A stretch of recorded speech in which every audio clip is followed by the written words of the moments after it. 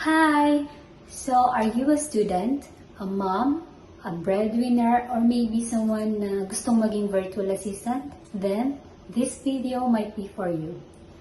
Hi! My name is Amina and I am an Amazon virtual assistant.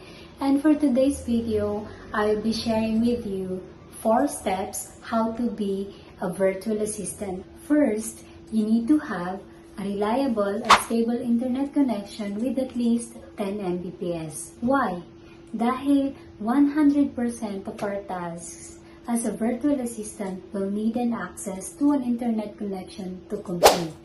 And also, during the application process, may mga client na nagre-require na mag-send tayo ng screenshot or proof ng ating internet speed test. So, if balak mo kumuha ng internet connection, I suggest na fiber and with at least 10 Mbps. So, that's number 1. Number 2, kailangan meron kang laptop or a desktop. Kahit isa dyan, pwede na sa beginner, pero pag nakakuha ka na ng client mo, I suggest na bumili ka ng backup computer mo para in case na may power interruption or electricity issue, makakapag-perform ka pa rin or function as a virtual assistant. Mas may chance kang ma-hire pag nasabi mo na you have a backup computer just in case mawala yung ilaw. Kailangan kasi nila na yung VA nila is available during the working hours. So that's number 2. Number 3, do your research. So, kapag meron ka ng internet connection at computer, ang next step na gagawin mo is gather any relevant information na makakatulong sa'yo to understand what it means to be a virtual assistant.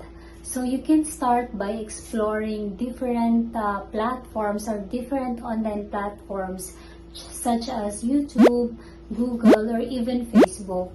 So part of your research is to understand what are the different role or various niches as a virtual assistant.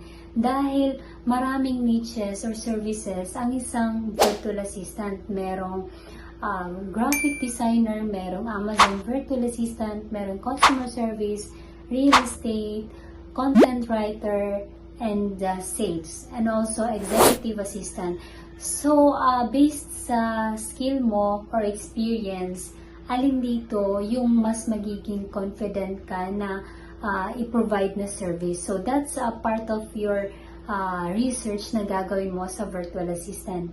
Also, watch tutorial videos that will provide you with valuable information related sa niche mo pag, of course, na-identify mo na kung ano yung skill or service na ipoprovide mo as a virtual assistant. So, that's number 3. So, before I proceed with number 4, if you guys are interested with topics related to virtual assistant, freelancing, or working from home, even Amazon, I will be sharing more videos about that.